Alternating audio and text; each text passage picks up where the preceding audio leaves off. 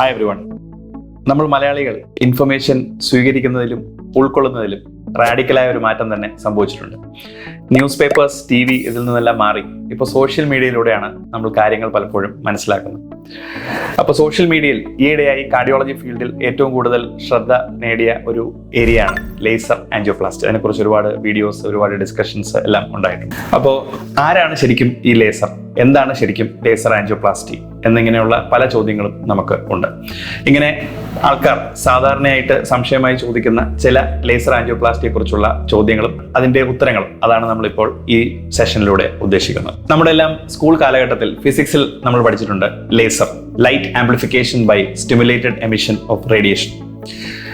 മൂവീസിലാണെങ്കിൽ നിങ്ങൾ സൂപ്പർമാനൊക്കെ കണ്ടു കാണും. സൂപ്പർമാന്റെ കണ്ണിൽ നിന്ന് ലേസർ രശ്മികൾ വരുന്നു.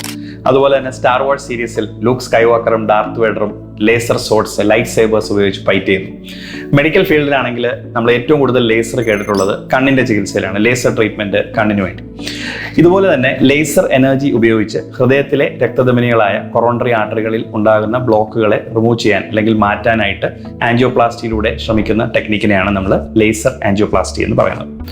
അപ്പോൾ നമ്മൾ കെമിസ്ട്രി ക്ലാസ്സിലൊക്കെ പണ്ട് പീരിയോഡിക് ടേബിളിൽ പഠിച്ച കുറച്ച് സാധനങ്ങൾ, അതായത് സീനോൺ, ക്ലോറൈഡ്, ഇതൊക്കെ യൂസ് ചെയ്തിട്ടുള്ള എക്സൈമർ ലേസർ എന്ന് പറയുന്ന ന്യൂ ജനറേഷൻ ലേസേഴ്സ് ആണ് നമ്മൾ ആൻജിയോപ്ലാസ്റ്റിക് ആയിട്ട് യൂസ് ചെയ്യുന്നത്. ഈ ലേസേഴ്സ് ജനറേറ്റ് ചെയ്യാനായിട്ട് കൺസോൾസ് ഉണ്ട്. കൺസോളിൽ നിന്ന് ലേസർ ജനറേറ്റ് ചെയ്യുന്നു. ഈ ലേസർ എനർജി നമുക്ക് സ്പെഷ്യൽ കത്തീറ്റേഴ്സ് വഴി നമ്മൾ ഹാർട്ടിനകത്തേക്ക് എത്തിക്കും. ഇപ്പോൾ രക്തക്കുഴലിന്റെ സൈസ് അനുസരിച്ച് പല സൈസിലുള്ള കത്തീറ്റേഴ്സ് അവൈലബിൾ ആണ്. അപ്പോൾ ഇത് ആക്ടിവേറ്റ് ചെയ്യുമ്പോൾ നമ്മൾ ബ്ലോക്ക് ഉള്ള ഭാഗത്ത് ഈ ലേസർ കത്തീറ്റർ കൊണ്ടുവച്ച് അത് ആക്ടിവേറ്റ് ചെയ്യുമ്പോഴാണ് ഈ ബ്ലോക്ക് റിമൂവ് ചെയ്യുന്ന പ്രക്രിയ സ്റ്റാർട്ട് ചെയ്യുന്നത്. അപ്പോൾ നമ്മൾ ആൻജിയോപ്ലാസ്റ്റിയുടെ ഭാഗമായിട്ട് ഒന്നുകിൽ കയ്യിലോ അല്ലെങ്കിൽ കാലിലോ കൂടി രക്തക്കുഴലിലൂടെയാണ് നമ്മൾ കത്തീറ്റേഴ്സ് വഴി ഈ ബ്ലോക്കിലേക്ക് എത്തിപ്പെടുന്നത്. പലപ്പോഴും ഉണ്ടാകുന്ന ഒരു ചോദ്യമാണ്, എല്ലാ ബ്ലോക്കുകൾക്കും ലേസർ ആവശ്യമാണോ? റീസെന്റ് ഒരു കോൺഫറൻസിലെ ഒരു ടോപ്പിക് ഫോർ ഡിസ്കഷൻ തന്നെയായിരുന്നു, is laser the key to all blocks? തീർച്ചയായിട്ടും അല്ല, എല്ലാ ബ്ലോക്കുകൾക്കും ലേസർ ആൻജിയോപ്ലാസ്റ്റി ആവശ്യമല്ല. But at the same time there are many doors which can only be opened through laser. വളരെ കട്ടിയുള്ള ചില ബ്ലോക്കുകൾ ലേസർ ഉപയോഗിച്ച് മാത്രമേ മാറ്റാൻ പറ്റാറുള്ളൂ. പ്രധാനമായിട്ടും 6 ടൈപ്പ് ബ്ലോക്കുകൾക്കാണ് ലേസർ ആൻജിയോപ്ലാസ്റ്റി കൂടുതൽ യൂസ്ഫുൾ ആയി കാണപ്പെടുന്നത്. അതിൽ ഏറ്റവും കോമൺ ആയിട്ട് നമ്മൾ യൂസ് ചെയ്യുന്നത് ഇൻസ്റ്റന്റ് റീസ്റ്റിനോസിസ് എന്ന് പറയുന്ന സിറ്റുവേഷനാണ്. അതായത് ഒരു രോഗിക്ക് ബ്ലോക്ക് ഉണ്ടായി ആൻജിയോപ്ലാസ്റ്റി ചെയ്ത് സ്റ്റെൻഡിങ് ഒക്കെ കഴിഞ്ഞ ഒരു പേഷ്യന്റിന് ഭാവിയിൽ വീണ്ടും അതേ ലൊക്കേഷനിൽ ബ്ലോക്ക് വരുന്ന സിറ്റുവേഷനെയാണ് നമ്മൾ ഇൻസ്റ്റന്റ് റീസ്റ്റിനോസിസ് എന്ന് പറയുന്നത്.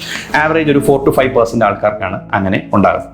ഈ ടൈപ്പ് ബ്ലോക്കുകൾ ട്രീറ്റ് ചെയ്യാനായിട്ട് ലേസർ വളരെ എഫക്റ്റീവ് ആയിട്ടുള്ള ഒരു തെറാപ്പിയാണ്. രണ്ടാമത്തേത് ബലൂൺ അൺക്രോസബിൾ ലീഷൻസ് എന്ന് പറയും. അതായത് നമ്മൾ ആൻജിയോപ്ലാസ്റ്റിയുടെ ഇടയിൽ നമ്മൾ നേർത്ത വയറുകൾ അല്ലെങ്കിൽ ബലൂണുകൾ കടത്തിയാണ് ബ്ലോക്കുകൾ ആദ്യം ഓപ്പൺ ചെയ്യുന്നത്. ഇപ്പൊ ചില ബ്ലോക്കുകൾ വളരെ കട്ടിയായിരിക്കും, ഈവൻ ഏറ്റവും ചെറിയ ബലൂൺ പോലും കടന്നു പോകാൻ പറ്റാത്ത രക്തക്കുഴലിലെ ബ്ലോക്കുകൾ. ഇത് റിമൂവ് ചെയ്യാൻ ലേസർ എക്സ്ട്രീംലി യൂസ്ഫുൾ ആണ്. മൂന്നാമത്തെ സിറ്റുവേഷൻ, ബൈപ്പാസ് സർജറി കഴിഞ്ഞ ഒരു രോഗി. കാർഡിയാക് സർജൻസ് വെക്കുന്ന ഗ്രാഫ്റ്റുകളിൽ വർഷങ്ങൾക്ക് ശേഷം ചിലപ്പോൾ വീണ്ടും ബ്ലോക്ക് ഉണ്ടാകാം. അങ്ങനെ വെയിൻ ഗ്രാഫ്റ്റുകളിലോ മറ്റോ ബ്ലോക്ക് വീണ്ടും ബൈപ്പാസ് സർജറിക്ക് ശേഷം ഉണ്ടായാൽ അതിനെ വീണ്ടും ആൻജിയോപ്ലാസ്റ്റി ചെയ്ത് ഓപ്പൺ ചെയ്യാനായിട്ട് ലേസർ വളരെ യൂസ്ഫുൾ ആയിട്ടുള്ള ടെക്നിക്കാണ്. പിന്നെ ഉള്ളത് ചില പ്രത്യേകതരം ക്യാരക്ടറിസ്റ്റിക്സ് ഉള്ള അല്ലെങ്കിൽ ഘടനയുള്ള ബ്ലോക്കുകൾ, അതായത് ഫൈബ്രോട്ടിക് ടിഷ്യൂ എന്ന് പറയും, അതല്ലെങ്കിൽ കാൽഷ്യം ഡെപ്പോസിറ്റ് കൂടുതലായിട്ട് ഉള്ള ബ്ലോക്കുകൾ. ഇതിനും ലേസർ വളരെ യൂസ്ഫുൾ ആണ്. മറ്റൊരു ഇമ്പോർട്ടൻറ്റ് ഏരിയ എന്ന് പറയുന്നത് ത്രോംബസ്, അതായത് രക്തക്കട്ട അമിതമായി ഉണ്ടാകുന്ന സിറ്റുവേഷൻസ്. ഉദാഹരണത്തിന് ചെറുപ്പക്കാരുടെ ഇടയിൽ അല്ലെങ്കിൽ പുകവലിക്കുന്ന ആൾക്കാരിലാണ് പലപ്പോഴും ഇങ്ങനെ ഉണ്ടാകുന്നത്. ഒരുപാട് രക്തക്കട്ട കൂടിയിട്ടുള്ള ബ്ലോക്കുകൾ അറ്റാക്കായി പേഷ്യൻസ് വരുമ്പോൾ ഈ ടൈപ്പ് ബ്ലോക്കുകൾക്കും ലേസർ വളരെ യൂസ്ഫുൾ ആണ്. പിന്നെ എല്ലാവരും ചോദിക്കുന്നതാണ്, ഈ ലേസർ ആൻജിയോപ്ലാസ്റ്റി കൊണ്ട് എന്താണ് പ്രത്യേകിച്ച് ഗുണം? 2 ഗുണങ്ങളാണ് പ്രധാനമായിട്ടും ഉള്ളത്. ഒന്ന്, ഇത് വളരെ എഫക്റ്റീവ് ആണ്. നമ്മൾ ചെയ്യുന്ന പേഷ്യൻസിന് നല്ല ഔട്ട്കംസ് വരാനുള്ള ചാൻസസ് വളരെ ഹൈ ആണ്. രണ്ടാമത്തെ കാര്യം, ഇത് വളരെ സേഫ് ആയിട്ടുള്ള ഒരു ടെക്നിക്കാണ് in correct patients when used in the right way. പുതിയ എനർജി സോഴ്സസ് ആയിട്ടുള്ള പുതിയ സീരീസിലുള്ള ലേസേഴ്സ് കൊറോണറി ആർട്ടറികൾക്ക് ഡാമേജ് ഉണ്ടാക്കാനുള്ള ചാൻസസ് വളരെ കുറവാണ്. പിന്നെ പലരും ചോദിക്കാറുണ്ട്, ഈ ലേസർ ആൻജിയോപ്ലാസ്റ്റിയിലൂടെ ബൈപ്പാസ് സർജറി ഒഴിവാക്കാനാകുമോ എന്നുള്ളത്.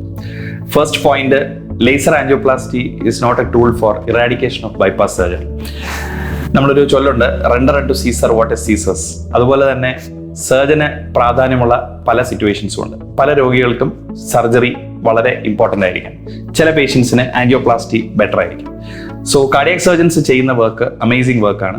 പല പേഷ്യൻസിനും അതിൻ്റെ ഗുണങ്ങൾ കിട്ടാറുണ്ട്. എന്നാൽ ചില സിറ്റുവേഷൻസിൽ ബൈപ്പാസ് സർജറി വളരെ ഹൈ റിസ്ക് ആയിട്ടുള്ള സിറ്റുവേഷൻസ്, അതല്ലെങ്കിൽ പേഷ്യന്റ് ഒട്ടും ബൈപ്പാസിലേക്ക് തയ്യാറാകുന്നില്ല, അല്ലെങ്കിൽ ബൈപ്പാസിന്റെ സങ്കീർണതകൾ കൂടുതലാണ്, ബ്ലോക്കുകൾ ഓപ്പൺ ചെയ്ത് കിട്ടാനുള്ള സാധ്യത കുറവാണ്. ഇങ്ങനെയുള്ള ചില സിറ്റുവേഷൻസിൽ തീർച്ചയായിട്ടും ലേസർ ആൻജിയോപ്ലാസ്റ്റി യൂസ്ഫുൾ ആകാറുണ്ട്. ബൈപ്പാസ് സർജറി ഒഴിവാക്കാൻ ചില പേഷ്യൻസിൽ ലേസർ ഉപയോഗിച്ച് ആൻജിയോപ്ലാസ്റ്റി ഹെൽപ്ഫുൾ ആവാറുണ്ട്. എന്നാൽ ഇത് ലേസർ കൊണ്ട് മാത്രമല്ല, ടെക്നോളജിയിൽ ഉണ്ടായിട്ടുള്ള മറ്റു പല അഡ്വാൻസസും പല ടെക്നിക്സും ഉപയോഗിച്ചിട്ടാണ് നമ്മളിത് ചെയ്യുന്നത്. ഈയിടെയായിട്ടൊരു പേഷ്യന്റ് വന്നിരുന്നു, ഒരു 44-year-old ജെന്റിൽമാൻ. അദ്ദേഹം ഒരു ആൻജിയോഗ്രാം കഴിഞ്ഞ് ബ്ലോക്ക് കണ്ടുപിടിച്ച ഒരു പേഷ്യൻ്റാണ്. 90% ബ്ലോക്ക് ഉണ്ട് എന്നുള്ള ഒരു സീഡിയും കൊണ്ട് ആണ് ഒപ്പീനിയന് വേണ്ടി വന്നത്. അപ്പോൾ അദ്ദേഹം നേരെ സീഡിയുമായിട്ട് വന്നിട്ട് പറഞ്ഞു, ഡോക്ടറെ എനിക്ക് നെഞ്ചുവേദന ഉണ്ടായിരുന്നു, ആൻജിയോഗ്രാം കഴിഞ്ഞു, 90% ബ്ലോക്ക് ഉണ്ട്, ഡോക്ടർ പറഞ്ഞു ആൻജിയോപ്ലാസ്റ്റി വേണമെന്ന് പറഞ്ഞു. എനിക്ക് ആൻജിയോപ്ലാസ്റ്റി വേണ്ട, ഡോക്ടർ ലേസർ ചെയ്ത് തന്നാൽ മതി എന്നാണ് പറഞ്ഞത്. അപ്പോൾ ഞാൻ ഇരുത്തി കാര്യമായി പടമൊക്കെ വരച്ച് പറഞ്ഞ് മനസ്സിലാക്കി കൊടുത്തു. ഈ ലേസർ ട്രീറ്റ്മെന്റ് എന്ന് പറയുന്നത് ആൻജിയോപ്ലാസ്റ്റിയുടെ ഒരു ടൈപ്പാണ്, അല്ലെങ്കിൽ ആൻജിയോപ്ലാസ്റ്റിക്ക് നമ്മൾ യൂസ് ചെയ്യുന്ന ഒരു ടെക്നോളജിയാണ് ലേസർ ആൻജിയോപ്ലാസ്റ്റി. അപ്പോൾ അദ്ദേഹത്തിനോട് ഞാൻ പറഞ്ഞു, നമുക്ക് ആൻജിയോപ്ലാസ്റ്റി ചെയ്യാം, ലേസർ ആവശ്യമുണ്ടെങ്കിൽ ഉപയോഗിക്കാം, ആവശ്യമില്ലെങ്കിൽ നോർമൽ രീതിയിലുള്ള ആൻജിയോപ്ലാസ്റ്റി കൊണ്ട് തന്നെ നമുക്കിത് മാറ്റാൻ പറ്റും. എന്നാൽ ചെയ്യുന്ന സമയത്ത് ലേസറിന്റെ ആവശ്യം വരികയാണെങ്കിൽ തീർച്ചയായിട്ടും ലേസർ ഉപയോഗിച്ച് നമുക്ക് ബ്ലോക്ക് മാറ്റാം എന്ന് പറഞ്ഞു. അപ്പോൾ ലേസർ ആൻജിയോപ്ലാസ്റ്റിയെ കുറിച്ച് അത്യാവശ്യം കുറച്ച് കാര്യങ്ങൾ മനസ്സിലാക്കിയെന്ന് വിശ്വസിക്കുന്നു. ഇനിയും എന്തെങ്കിലും സംശയങ്ങളുണ്ടെങ്കിൽ ChatGPT-യോട് മാത്രം ചോദിക്കാതെ നിങ്ങളുടെ ഡോക്ടറോടും കൂടെ നേരിട്ട് ചോദിച്ച് മനസ്സിലാക്കുക.